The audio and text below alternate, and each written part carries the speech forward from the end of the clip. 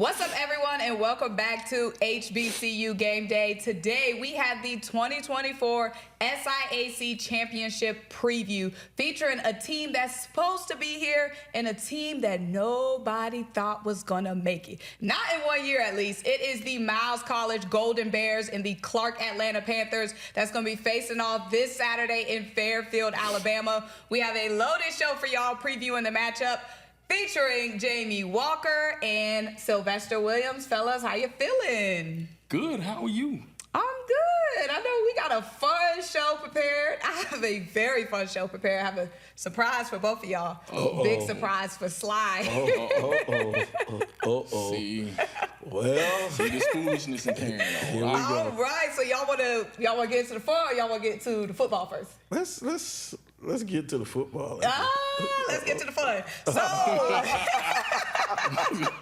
like I said, a lot of people made some bold predictions in the beginning of the season. We had a SIAC preview show here with the same gang, the same crew, and Sly has something to say about a team right down the road. Hey. Thing Morehouse stands for as an institution, as a school. Great. They take young men, mold young men, and make them into great leaders of the future. Morehouse is going to go 0-10 again this year. I mean, Shout out to Morehouse College. Shout out to Kentucky State University for participating and giving Morehouse a win this season. Sly, you said they wasn't going to get a single win. Coach Huggins, you let me down. You let me down. You let me down. You know what? I said Morehouse wasn't going to win. If you can pull up my order of prediction. Nope. We got what we needed. No, you pull up the stats. If Miles can pull up the stats of what I predicted the schools to come in, you can take a look. These were my picks at the beginning of the year. I had Morehouse in 14th. I had Spelman coming in 13th. See, and that's the disrespect. And Sly, you sat up here for about 4 minutes on the preview show, dragging Morehouse through the mud. So we had to go here and bring that up. But you know what, though? I did see some things. All you need to say is, I'm sorry, Morehouse men. That's it. You won one. You won one. Let's go ahead and get into our second take, exposed. You know, we read the comments, y'all. We read the comments. We got this comment on the preview show. I felt like we had to put this up in bold. Blue Jacket for Life 2 said, Clark isn't going from 1 win to a conference champ, and 3 people like that post. 3 people. I had to put Blue Jacket on blast because now the Clark Atlanta Panthers have a chance to be a conference champion. 1 win away. You know what I'm saying? Watch what y'all put in the comments, because, you know, it might come back to bite y'all. But let's go ahead and get into the football slide. You know, we had to do that to you. We had to do it. Let's talk about the SIAC preseason order of finish. Like I said, Miles was expected to be here. Miles College was predicted to finish number 3. Clark Atlanta was predicted to finish number 2, and now they find themselves number 10. Slow down. Miles College was predicted to finish number 3. Clark Atlanta was predicted to finish number 10 by the conference, and now Clark Atlanta finds themselves in the conference championship game Saturday. When you look at that, what they were able to overcome, what does that say about this program and Coach Keaton? Well, I mean, honestly, for those of us who watch football, you know, I don't know who makes these preseason polls and stuff like that, but for those of us who watch football, we understand what Coach Teddy Keaton brings to the table. We know how he rebuilds programs. We know how he recruits. We know he has that explosive offense. So picking Clark to go 10th was a joke to me. That was a joke to me. When you looked on paper and you saw what they had on offense, you were like, how can you say they're going to go? How can you say they're going to get in 10th place? That was a joke. So when I see stuff like that, I laughed. I was like, come on. It was hilarious too. When you're talking about just the amount of athletes that were taken from one school. All the things. When you're looking at a school that was like Allen and playing well, and you're talking about bringing those athletes to the city okay, where a lot of things have gone on. I don't think people really understand the magnitude of which Clark Atlanta has kind of transformed itself into a brand. A brand. Now, they are in town with a brand in Morehouse, but the buzz is Clark Atlanta. You're talking about just the pop culture of Atlanta, but when you're talking about just the team itself, an Ophir team, you weren't going to pick them high, so I understand the logic.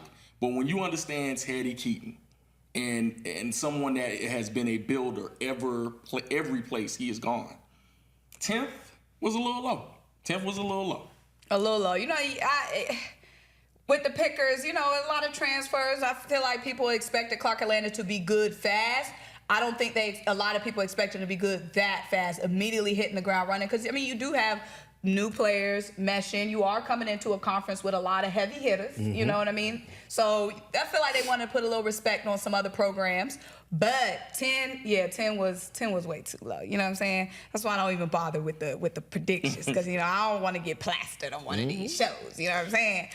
Go ahead. But no, 10 was too low. And when you look at Miles was picked third. And I thought coming into the season, I thought that was about right for Miles. I thought with the talent they had coming back and the games they played last year, Miles was a couple of plays away from being in the championship game.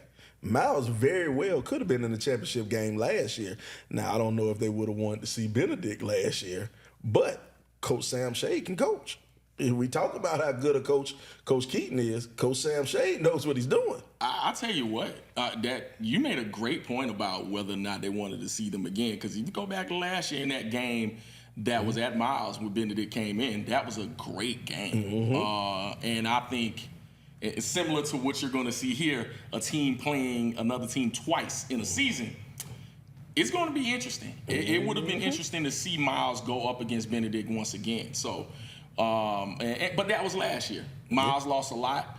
I think Miles, came in with a formula to get, a signal caller or two, because I think that's been the case this year that really hadn't been spoken up enough with both of those quarterbacks being able to play. And in fact, quarterback that's, I think, going to start this game didn't play in their first game. Very true, very true. Cam Avery was out. He was out. He was somewhat healthy because he got hurt the week before, and they held him out the week before, and then England played, and England did a great job. Phenomenal job. Great job of filling in that week before, and then when they played Clark, Avery could have played, but, you might need that extra week of rest. So Coach Shade said, okay, we're going to rest you, and he suited up, though. He suited up. He was ready to come in, but England did a great job of filling in. Yes, I'm talking about a great job. Yes. A great job.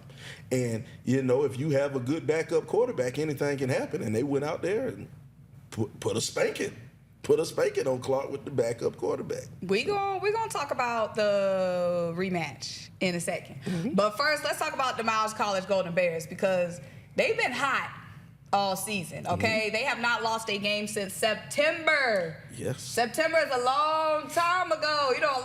Things have happened between September and November. They have not lost a single football game since then, when they faced Alabama State, a Division I opponent. What has been special about the Golden Bears this season? I think their consistency. Yeah. I think when you're talking about them and the balance that they possess, being able to both run the football and throw the football in being timely with their passing. I think playing those two quarterbacks, as we just talked about, when it comes to Cam Avery, he's been able to do it both with his arm and with his legs. And when you're talking about someone that's a floor general, similar to a point guard in basketball, he's been able to distribute the ball to those receivers, those complementary receivers, and really just been able to run this offense. But I don't think we give enough credit to that defense as well. They are relentless to the football, and they tackle well. You look at that linebacking core. You look at those. They bring in a bevy of defensive ends who can get to any quarterback in the league. So when you're talking about just the balance they possess, now I think special teams will be a factor in this. If you look down the stats when it comes to their special teams, that could be improved as far as, especially in their return game. But when it comes to just what they're able to do offensively and defensively, I think balance is the key, and they are relentless. When they put their foot on your neck, okay, they go out for blood, and they make sure they stomp out whoever is there in front of them.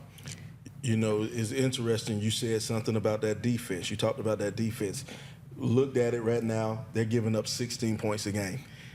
I've said this on many broadcasts. I've called Miles 3 times this year, 3 of their broadcasts this year, and I say this on every broadcast. That defensive front is mean.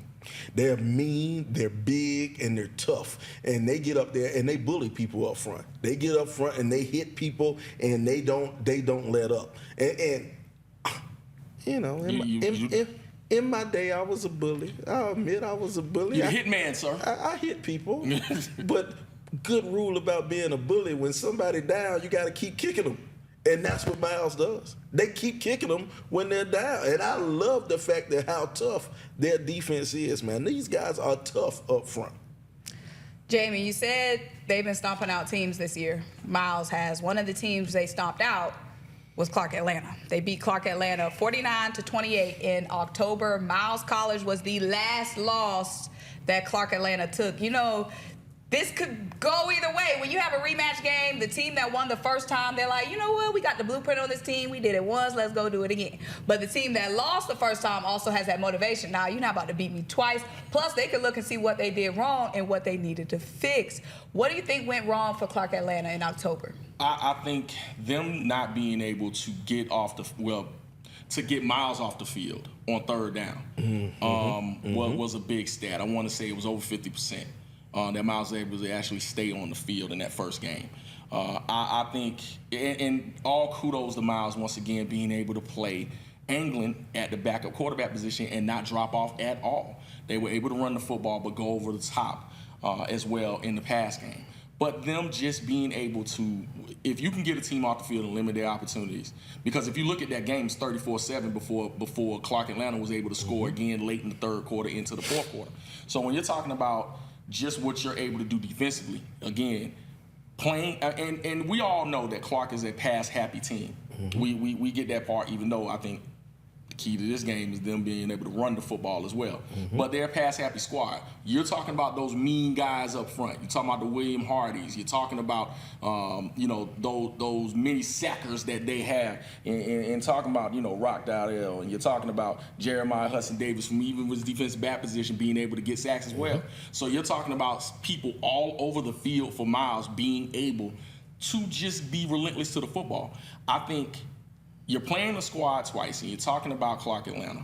The key to them is to be more balanced in this game. And I think when you've seen what a team can do to you and beat you in those ways, you have to come back with a game plan that kind of complements and goes against what they do defensively. And I think that's the key for them winning. Okay, so you going to give us the keys for Miles? Well, I got a question about what he said about that last game. What's the question? About what he said. Well, I got a statement. I have a question what he said about that last game. That last game, when they played each other, this is how Miles scored. They scored on a punt block. They scored on a pick six that was taken back to the house. They had a touchdown drive of 14 yards, 31 yards, and 34 yards. So you have 3 drives that are 30 yards, almost 30 yards or less, a punt block and a pick six. That's 35 points. And you don't really have to use that much energy on offense. That's because of something you said even earlier, special teams. Special teams has been the thorn in the side of Clark Atlanta all year. All year. They're averaging 20 yards a punt. You can't beat many teams averaging 20 yards a punt. They have a great field goal kicker, but he's not a great punter. He's not a great punter, and it puts Clark in bad situations. And what Coach Sam Shade is great at, he is great at utilizing his team when they're in a bad, when his team puts another team in a bad situation, he knows how to make it worse for that team. And that's what he did to Clark on their homecoming a couple of weeks ago. And if they can't figure out how to figure out these special teams, Clark might score another 49 on them. They might even go 50. You mean Miles? I'm sorry. Miles might score another 50 on them. Well, they got 3 games to get that booting. So we talked about Clark's weaknesses. What do you think Clark can expose when it comes to Miles? I think they can expose the relentlessness to the football. I know they like downfield passing. They take advantage of a short passing game, and you can see Clark offense being able to do that. But I think some screens, slip screens, making sure that front of Miles, as relentless as they are held in check. And I think that opens up everything else. But then, as Sly said, when you can score that many points and your offense really doesn't do anything and you have to build that lead, it just plays into what Miles does as far as being able to sack the quarterback. So I think what they have to do is have a balanced offense. I think they got to eat some clock this game. Even though, crazy enough, and numbers always, tell a story, but I think Miles only had the ball 31 minutes in comparison to Clark's 28. Mm-hmm. So it wasn't a thing where, you just held the ball forever. It was a thing of making the mistakes early, Miles capitalizing on it. So if Clark can kind of clean those things up, I think it would be a better game for them. It would at least be competitive throughout the entire game. Mm-hmm. Mm-hmm. What do you think? What can Clark exploit? Well, what I think Clark needs to exploit, an underrated part of this Clark team. I'm sorry, Clark Atlanta. They get upset if you just say Clark. You got to say Clark Atlanta. They're going to be mad at me. But an underrated part of this Clark Atlanta team is their defense.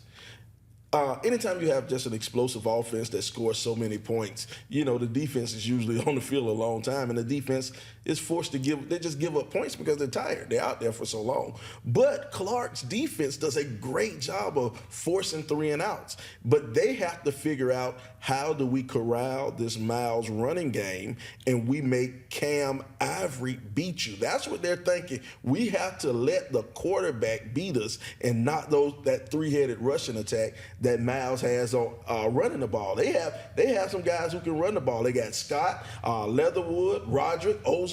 They have all these backs, and they just come at you in waves. They come at you in waves and keep coming and keep coming and keep coming, and they wear you down. Miles does a great job of what I like to say, leaning on you. They get those big offensive linemen and they just lean on you and lean on you and lean on you. And then by the time you get around, third quarter, you're tired of holding those big boys up. I'm going to tell you what, you made a great point, because I do think Clark Atlanta's defense is underrated. But I think the only difference is, I'm going to give 2 names to you, James Somerset and Eric Searcy. Sophomore and freshman. Yes. They are young. Yes. That is the only probably knock. Now, this part of the season, they played a lot of ball by now. They're grown. They're grown into the position. No longer freshmen. Exactly. But this is a championship situation in which Clark hadn't been in that situation in a long time. So when you're talking about that championship muscle, that championship might, we'll see if they can withstand all the adjustments, because they also are a defense that starts off slow. Mm-hmm. Coach L.C. Cole defensive coordinator, makes great adjustments. Seen a few games where they start out slow. Look no further than the Bethune-Cookman game. Mm-hmm. Okay, the adjustments made in that game are clinic worthy. But I think when you're talking about a championship game, for all the marbles, for all the chips, these young cats, these young pups gotta go play. And we'll see if they can withstand the test when there's just a little bit of adversity, especially with a team like Miles that will jump on you and, again, will continue to be relentless. Mm-hmm. All right, it is the best part of the show. It is time to stand on business. It's time for the score predictions. We did a lot of talking, a lot of analysis, but at the end of the day, you got to make a pick. You know what I'm saying? Jamie, why you look like you scared to make your pick? No, never. All right, so who want to go first? I'll go first. Did we put it in, Miles? Like we got something? Oh yeah, this is from the beginning of the. That's from the beginning. Yes, it was. Of the. Okay, I guess that's a no. But no, that's not what I was talking about. But let's go ahead and do the picks. Oh, wow. Okay, so we know. I think Sly has the most juiciest pick, because y'all see Sly on here every week. Key with Coach Key. So I think everybody wants to know who Sly's gonna pick. So yeah, we're gonna go with Jamie. I gotta build the suspension. Either or. Go ahead, Jamie. Wow. when you're talking about two teams that have played each other before within the season and the way that game went, it is hard to beat a team twice in a season. And they know each other well. You're talking about, experienced coaches within this league. They've seen the best of the best. They played games in which, they've had some adversity. I would say Clark Atlanta more than Miles this year, because Miles has been beating people to sleep all year. But when it comes down to this game, I will take Miles in a very close game. I knew it. Y'all sit up here and do all this long chatter like you gonna pick the underdog. You boost it up like you gonna pick the underdog and go still pick them golden bears. Unlike Wilton. See, what I'm saying? I waited to No. But Wilton does the same thing. Wilton would be like, Bethune-Cookman, they get this close. They get this close. I think they could do it, but I'm picking Jackson State. What do you think the score is going to be? Last time score was 49-28. This is a championship scenario at Miles this time, because last time they played at Clark Atlanta. It was homecoming too, so it was thick. 35-28. 35-28 Miles. One touch. Oh, that's going to be a nail biter. You setting up a nail biter. Yes. Sly. Oh, boy. Could be costing myself employment. But here we go. Most of you all know that I am the host of the #1 rated coaches show in the SIAC, the Coach Teddy Keaton show here on HBCU Game Day. Be sure to check it out. It's gonna be an awkward show if they lose. Yeah, based on who you picking. I see Coach Keaton every week. I talk to Coach Keaton every week. But the thing is, Miles is good. Miles is good, man. They are a balanced team. Gennaro Scott is back healthy. Matthew Fundo, I'm sorry if I pronounced his last name wrong, the freshman linebacker, is back healthy.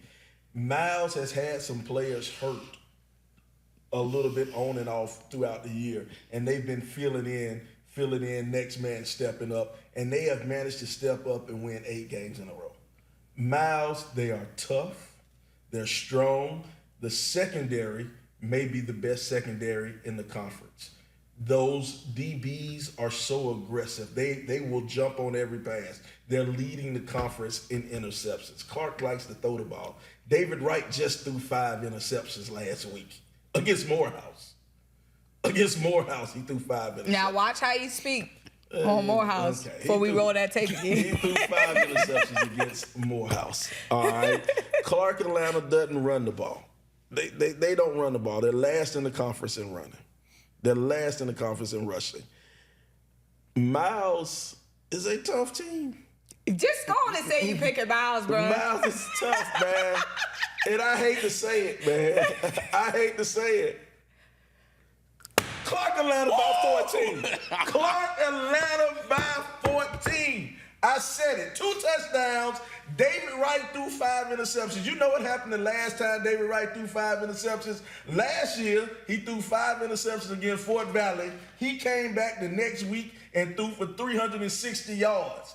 David Wright will come out this game. David Wright will throw for 350 yards. He will throw for 4 touchdowns. Clark Atlanta will run over Miles. They will run them over. It will be a 21-point game in the 4th quarter, and Miles will tack on a touchdown at the end. I am sipping Dr. Cavill's rat. Give me the close-up. I'm sipping Dr. Cavill's rat poison. I am here drinking this rat poison right here.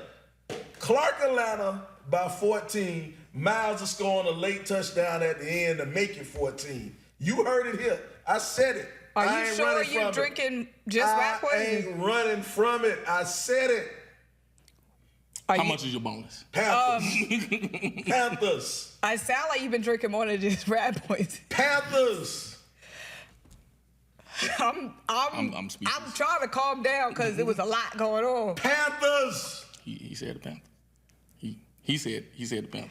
So wow, that was a lot after breaking it down like that and then switching sides after saying everything Miles was gonna do to them.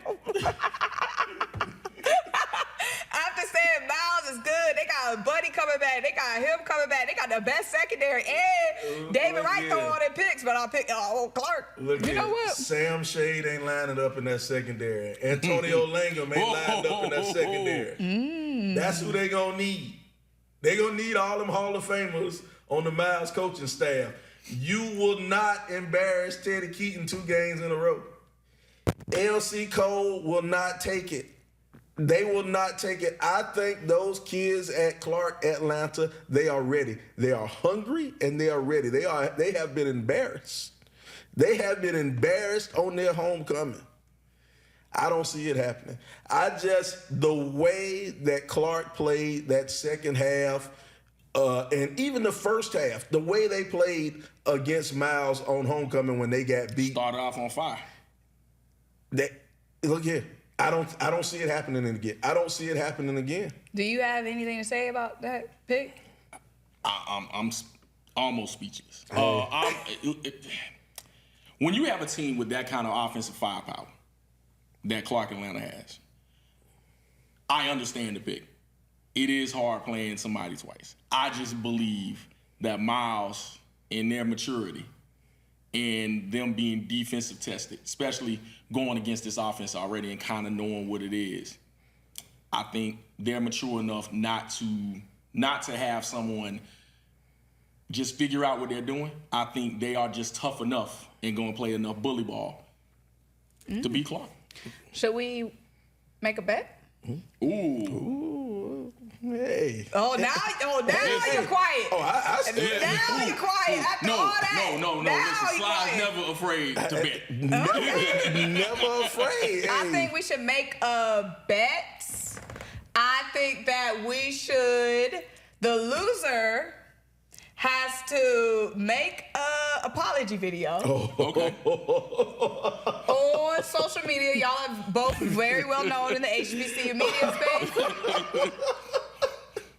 Okay. And Jamie, if Clark Atlanta wins, you have to make your video apologizing to Teddy Keaton, apologizing for sleeping on Coach Keaton and what his team could do. Sly, if Clark loses, in your video, you have to include that you was hyped up on your payroll. Be like, I let the payroll get ahead of me. I knew I should have picked the Miles College Bears, but the money was talking during the show. Hey, look here. I'm not worried at all. Ooh. I'm not worried at all. Oh, okay. I like it. But one thing I think we can all agree on, it's good to have some championship energy in Atlanta. You have Clark Atlanta winning the basketball championship last year. Morehouse being very good at basketball these last couple of years. And now we got some football in the championship game. As Atlanta media members, it's good to have that going on here. It is. It's truly good to finally see somebody in Atlanta win. See? But this will be a great game. I'm not going to lie. And I'm totally encouraged by, I reached out to Albert Moore, the AD at Miles, and he's saying that they're getting a lot of media requests in there. Jamonte McLeod, the director of media for the SIAC, he says they're getting a lot of media requests. Clark, I think they're taking 7 buses down there.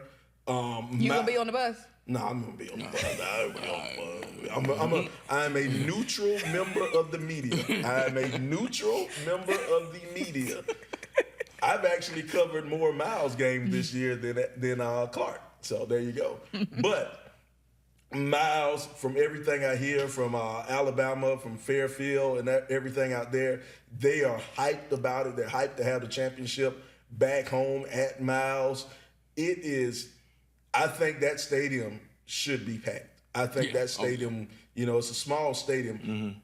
That's my other pet peeve. I would love to see it played in a bigger stadium. I would love to see it played in a neutral site. Well, last year when we had it at the neutral site. Well, it was a rainy day. Yeah.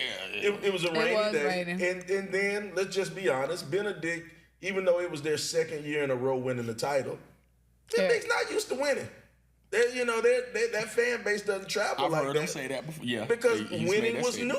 new. Winning was new, so that fan base doesn't really travel like that. Miles been there, done that. To see Miles know what it is. Hey, Miles is winners. They used to this thing, and it's a home game for them. Now, Clark, on the other hand, winning it's a new thing to Clark, but they're excited on that campus. They're excited around Atlanta. So I know they're going to have 7 buses of kids going. We're not talking about the grown folks. We ain't talking about the grown folks who are driving their own car down there. Now, I wish it wasn't a 12 noon kickoff. We got to do something about that 12 noon kickoff. 12 noon is crazy. 11 Central Time kickoff. We got to do something about that. Breakfast and football. Yeah, you tailgating with pancakes, man. Yes. That ain't right. That ain't right. But, hey, I think it is going to be a great environment for football. I think the stadium will be jam-packed. Both bands will be playing. They said they're going to have a couple of high school local bands will be there for the pregame show. And that place is just going to be energized. It's just going to be real energized. And I think the local fans from Fairfield, the Miles fans, they're going to be loud. They're going to be rowdy. Then the second half, they'll leave and start to go and tailgate because the game will be over and Clark will be running away with it by then. Ooh, a lot of only one hot take on the show today. But y'all, that is the 2024 SIAC Championship preview. It is the Miles College Golden Bears hosting the Clark Atlanta Panthers. This is HBCU Game Day. I am Symone Stanley signing off for Jamie Walker and Sly, the sports guy. Thank you guys so much.